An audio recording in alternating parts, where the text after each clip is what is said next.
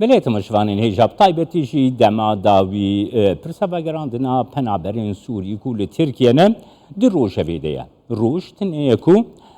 ئاگاداری نایم بەلافکردن و هەژمارێک زێدە پەنابەرێن سووری بۆ سووریە تێنە بەگەڕاندن ji Tirkiye ve di nav wan de jî hejmarek zêde ya jin û zarokan hene.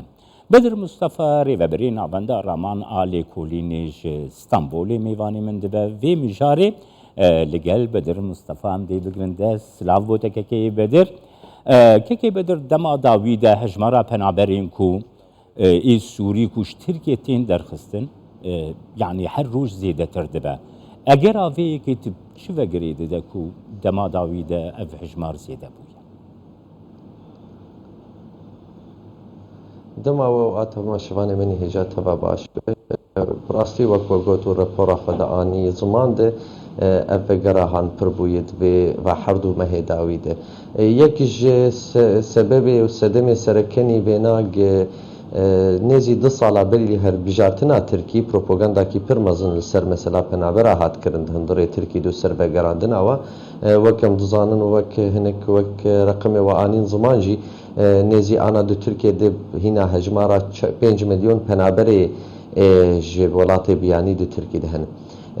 Tirkî jî wek gelek welata piştî koronayê piştî helbijartinê de wek dibê prosesekî ekonomiyê de gelkî giran derbas bû. Ev ahan jî hat alîkî bikaranî ve di hundirê helbijartinê de di hundirê siyasetê de rabû pir dextek mezin li ser hikûmetê û desthilatdariya Tirkiye çêbû ev mesela penabera bê çareserkirin. Yek ji sedemê vêna jî heye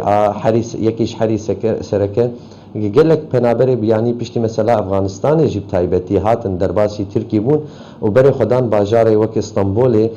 taybetî û İzmîrê. û li bajarê Stenbolê berê rewşa jiyana xelkênî Tirkî yanî ê Tirkiye Stenbolê de rewşekî gelkî xerab e û wextê hejmara pir vîdeo hatin derketin ji hundirê Îranê ji hundirê Efganistanê ji hundirê sînorê Tirkî givayê 10,000 yan çend hezara penaberê Efganistanê jî berê xwedan Tirkî gelek metirsiyek li cem civaka Tirkî çêbû û vana jî dest pê kir dextekî mezin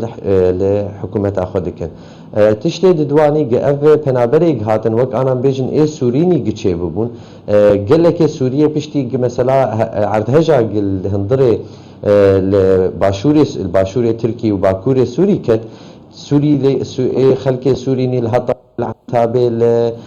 hinek ji ê Urfayê ji van derê erdhejê lê ket geleka ji wan berê xwe da bajarê mezin. Vê jî dextekî pir mezin di hundirê va bajara cî çêkir. Evaya jî bû sedemek wek berê meanî ziman jî berê opozisyona Tirkî jî hinekî ji desthilatdariyê jî tanîn mesela penaberagê ew çareser bikin. Li cem xelkê jî ew guriya han çêbû ew yanî pirtir gur bû mesela a penaber vegerin welatê xwe wek em dizanin mesela a çareseriya siyasî li Sûrî jî nema zelale yanî heya 2017 xelkê got belkî çareseriyek siyasî li Sûrî çêbibe xelkê Sûriye vegerin ê tiştê wisa çêbin lê piştî ew bajarê wek Dûmayê kekê Bedir dixwazim bizanibin niha kekê Bedir niha li hemî welatên cîhanê li welatên Ewropayê bixwe jî ku mesela pîvistiya wan jî demdema bi penaberan çêbûye lê gava pirsgirêkên aborî çêdibin. Di sîstemê de hin xetimandin çêdibin. Yekî ji wan mijarên sereke mesela penaberiyê tê berçava wan e dibêjin penaber ji bo welatê me bargiranî ne kar arzantir kar dikin ji ber vê yekê xelkê me xelkê resennikarî kar peyda bike. Gelek rewşên ku rû didin dwarê sosyal de dwarê diziyê de di rewşê wisa de jî her car penaberan tometbar dikin. Rewşekî wisa li Tirkiye rû daye gelo tu çawa dinirxîne? Yani rast ew rewşa han hinekî hatiye rûdan li Tirkiye jî wisa anî ziman li gelek wextê zehmetiye aboriyê çêdibin gelek hene berê xwe din penabera ev tiştê çê vê tiştek heye yani ser medya civakî tê gotin ser erdê agî yani penaberê Qur'anî li vir bi taybet evana gelek فابریقات کاری خود دکن مصانع يعني مصنع البيدة كده إيش كار دكن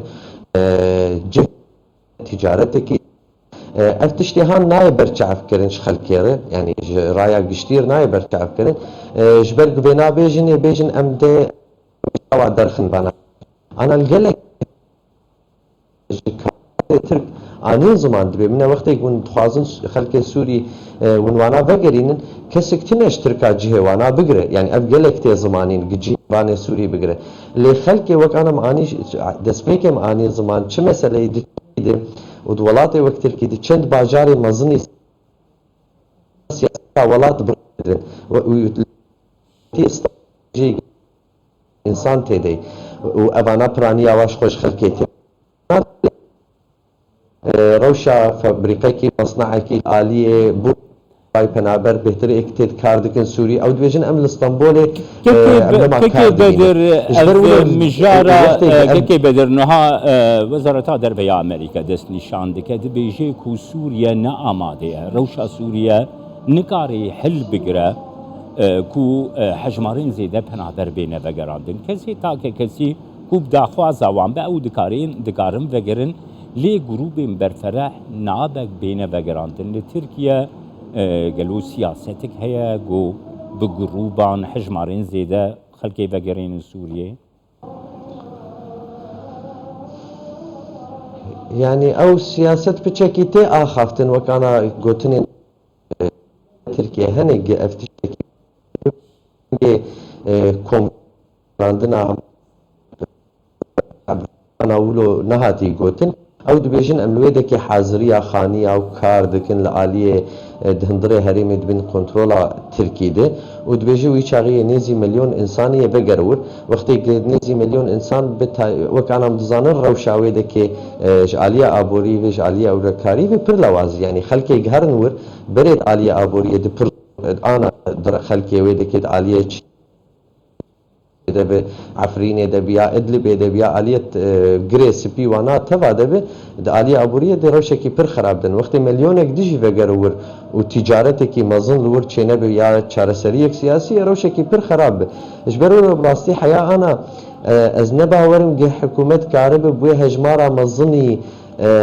وك مليونك دبيجي وگرينه وبكوم وگرينور لي تشتك دته هولي يعني قالك هنا خلق شخور الولاتك يستسياد قرن قبل كي بچكي بيكرن يعني خلقنا كان قالك عرب انا تخازن بري خدن اربيلش يعني عربي ايقل بيدك خجهيه اسطنبول بنيا انتابي بن قالك بري خد خازن بدن عاليه قاهره افتشتي هاجي بهليك هجمارا بنابرا دنابرا صاله كده بچكي كمتر بتايبتي اف خلقي باسبورت وكاغطي واهبن لأو هجمارا قود بيجن مليونكي براستيه قلكي زور بيج بر انا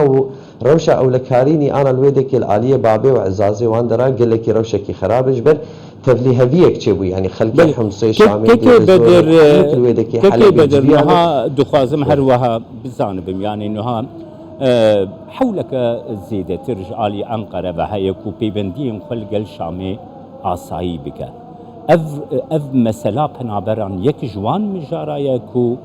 ترکیه دخوازه پیوندیین خلقل سوریا عصایی بکه بوکو بکاربه پنابرانش ترکیه بربسیر سوریا و بگرینه تچاوادن نرخینه که مجارا يعني اوايا يك جوابو بهتر بچكي بري هالبجارتني اي سركماري التركي دكشان لوقتي اول سر طاولة الهب نهاتن انا تبنى رجي يعني شواني مجي تشوفين جي اخافتني بهالكرنا بريجي ما سوريا ربچكي باش كتن بري يعني وقت سر زمان الجمعي دتشتي سركهن يكجي بنابرن يكجي مثلا باكور سوريا او يعني دسلاداريا الباكور سوريا جابهان يا لواز ببي يا نمين يا بيغهرتن بس تشتكي براستي اف مثلا بنابرا تني وقت بيج ديناميكي اوي تشيك وينا ببيش وينا بتفجر بك اس بچكي جوينا نقل كي خرط ليد نرم جبرج مثلا تركي او لكاريها انه عدد تركي زاني يعني خديه بريارة تركي زانق انا نزي 6 مليون خلق دهندري سوري دجي معارضة مخالفة هنا يعني جي اوبوزيسيون ونزي 3 مليون سوري هندري تركي دمانه افتب يعني الجم نكارن دبن كنترول ريجيم اسد براني اواش صديح اشتيك جيانا خو بكن وريجيم جي ناخذ اف خلق بقرن يعني حياه انا ريجيم وكن زان روشا ابوريه قل اليه لازقيه جي حري شر نديت وانا وجي حري بكارنج شهبالي ريجيمين دس يعني دست لاينجري وين انا دروشه كي بر خراب دن ريجيم ناخذ كسك ور هجمارك نيزي مليون كي بقر ور ايش برولو اب اخافتني هان السر ميديا يتم قوتني يعني تركي بينات بيجي يا نارينا كوسا سر هي وريجيم جي دبي متخازن خلقي ما بقرن وفي تركي جعرد ما دركبه لبراستي حردو آلی زانن گتش تجردو خوازن ولو بهسانی بسر بریک نایش برگ چارەسەریە کی تواهی سوری ری چارەسەریە کی سیاسی لازمه گوایا به یعنی قد انا مليون کی دیجیش ترکی و بشین هندره سوری 7 مليون انسان ورچه به بیکار و نان و اولکاریه کی ولو سازبند بالویده که روشه کی پر خراب لورچه بو خلق بنا زانن دولت بنا زانن يعني مترسیه کیش پیش روزی جیره چه کجوانار جبرول اف گوتنی هان پریوانا انا دوار سیاست تن گوتن لگ اف واره هان نبه بریارن ناف دولتینی سیاسی چاره سریه کی چکل سر عرض براستی چه ببه از نبه ورم اف گوتن پیک بین يعني تمجارة گرنگ آنی زمان که بدر يعني سكنا اپوزیسیونی گریدای روشا پنابران ایکو لتركيا يعني سكنا اوبوزيسيونا سوريا ما بس تعمل سكنا اوبوزيسيونا سوريا غريداي في مجاري شاواتبي يعني حياة أنا بر لواز يعني تشتكي اوبوزيسيونا سوريا وكم ظانن آجل هاد دا مزراندن آج جرد كواليسيون يا ائتلاف عربي وقتی هاد دا مزراندن پر ویناج بو خاطر نره ببرتیک چه بهتر اگل هفکرنه کی سیاسی چه به اوایات تمثیلیت بکی يعني او نونرتیا خلق سوري بك تشتكي وين السر عرضي برشنا بو اري انا الويدك حكومتك هي حكومتها اوبوزيسيون او جي براستي نقل كي خرط السر عرضي اجبر ولا حياه انا اوبوزيسيون سوري نكتي جوارك در نكت اواري جنبيجن دهندري سر هلدانه كي دهنك اوبوزيسيون چه به اوبوزيسيون نونرتيا تفجرك اجوا كيل بك يعني وحياه انا حركتها وين بي وارده پر لواز يعني نكار اري دانستاندن واب تركيا رهنه وبار رودنين اللي او نكار بريار وداخازيه که خونی سوری بگینن خودی بریارای ترکی بشتاوینا بسکنن حیا انا يعني افرخنا پرلواتی کرن اش خود قل هندري يعني هندري الفرب الهندري تركي بياج الهندري سوري به اجبر خلق جواد خازن او كار من ريبه برتي او بكن لي اويا يعني مخابن حيا انا نجان وي اسطا اج تمثيليته بكن يعني اج نونرتيا داخوازي خلق سوري بكن او كارن بيجن وقت الجنيفي ام نونرتيا دكن دي بروسيسا سياسته الجنيفي بس لد عالیه داخوازی خلقینی دبا هرمی دبن کنترل ترکی دبی یعنی هنگی وقت بدبن کنترل قصده و امریکا اجبر امریکا جلور دبیجه از دوست اپوزیسیون سوری می یعنی نکارن با خستک خلقی بکن بریار جنب حرد و عالیه و دوی عالی و لوازم پر لوازم. سپاسیات از کم که کیف در مصطفی استانبولی الگلمه.